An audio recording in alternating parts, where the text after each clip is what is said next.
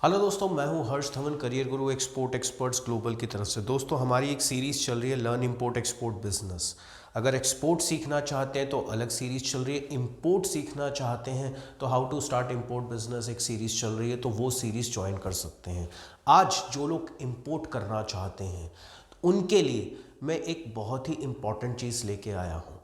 क्या है, जब आप इंपोर्ट करते हैं तो सरकार एंटी डंपिंग ड्यूटी लगा देती है। क्यों?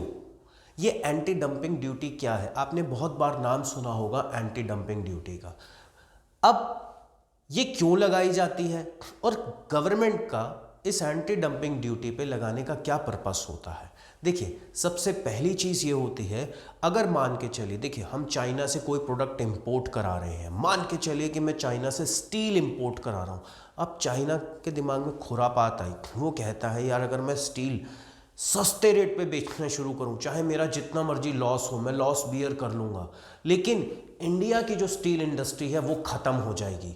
और जब वो खत्म हो जाएगी तो उसके बाद ये लोग तो मुझसे ही स्टील लेंगे, फिर मैं प्राइस बढ़ा दूंगा।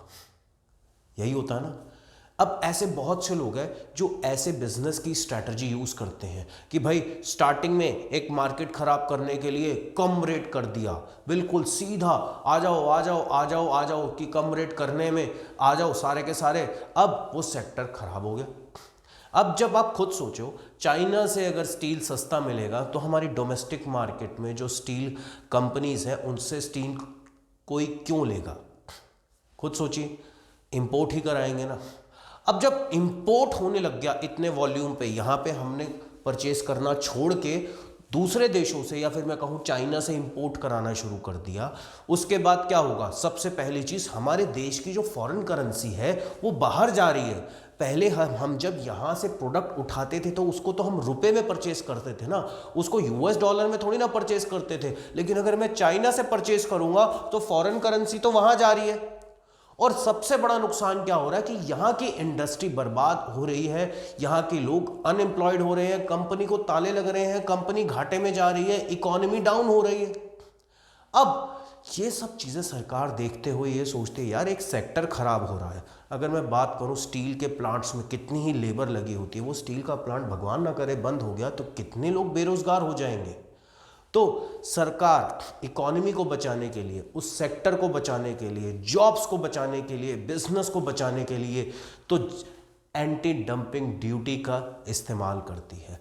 यानी भाई बिजनेस है, फेयर गेम खेलो, कोई बात नहीं, किसी देश को या किसी भी देश के एक सेक्टर को बर्बाद कोई और आके क्यों करे। तो सरकार कहती है ये लो भैया, अब चाइना से अगर इंपोर्ट करवाओगे ना तो हम आपसे इंपोर्ट ड्यूटी ज्यादा लेंगे, और सरकार लगा देती है एंटी डंपिंग ड्यूटी। अब क्या है, जब वो प्रोडक्ट सस्ता कोई दूसरे देश से आ रहा है, उस पर ड्यूटी यानी टैक्स और ज्यादा लग गया तो वो प्रोडक्ट महंगा हो गया। अब जब महंगा हो गया तो महंगा मैं इंपोर्ट क्यों कराऊंगा? मैं तो फिर सस्ता जो हमारे इंडिया में ही मिल रहा है तो वहां से परचेस करूंगा। तो जो इंपोर्टर है वो क्या करता है, वो फिर इंपोर्ट कराना बंद कर देता है, क्योंकि वहां से तो महंगा मिल रहा है, यहां से सस्ता मिल रहा है, मैं यहां से खरीदना शुरू कर दूंगा। तो इससे फायदा क्या होता है? एक तो वो सेगमेंट बचा रहता है, दूसरा जॉब्स किसी की जाती नहीं है, तो वो सेक्टर पूरा सेफ हो जाता है और सरकार का और देश का यानी फॉरेन करेंसी बाहर नहीं जाता। तो इस एंटी डंपिंग ड्यूटी के कॉन्सेप्ट को समझिए। इसी तरीके की बहुत डिफरेंट तरीके की ड्यूटी होती है, हर किसी का कॉन्सेप्ट अलग अलग है। गवर्नमेंट इंपोर्ट को कम करना चाहती है, और कोई भी देश होगा उसका अगर इंपोर्ट ज़्यादा रहेगा तो इकोनॉमी डाउन ही जाएगी, ग्रोथ कम ही होगी उस देश की। तो इंपोर्ट कम से कम करवाइए, ज़्यादा से ज़्यादा एक्सपोर्ट करिए। एक्सपोर्ट में बहुत अच्छा मार्जिन है, ऐसा नहीं है कि एक्सपोर्ट में मार्जिन नहीं मिलेगा। प्लस एक्सपोर्ट में सरकार आपको इंसेंटिव भी देती है।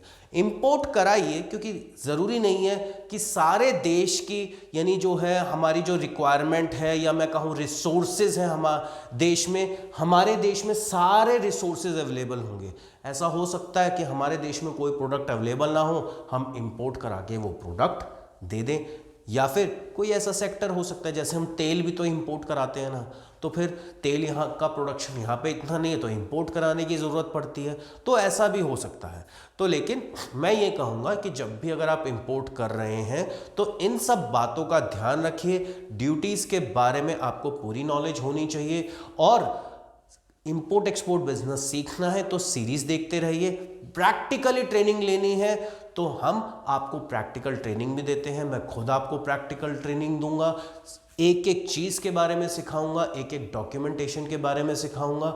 दिल्ली में हमारा हेड ऑफिस है, अदर स्टेट्स में हमारी फिलहाल अभी वर्कशॉप चल रही हैं, तो आप वो ज्वाइन कर सकते हैं। स्क्रीन पे आपका नंबर आ रहा होगा अगर आप रजिस्ट्रेशन कराना चाहते हैं या और भी इंफॉर्मेशन लेना चाहते हैं। उम्मीद करता हूँ वीडियो अच्छा लगा होगा। इस वीडियो में इतना ही, मिलता हूँ अगले वीडियो में, तब तक के लिए जय हिंद।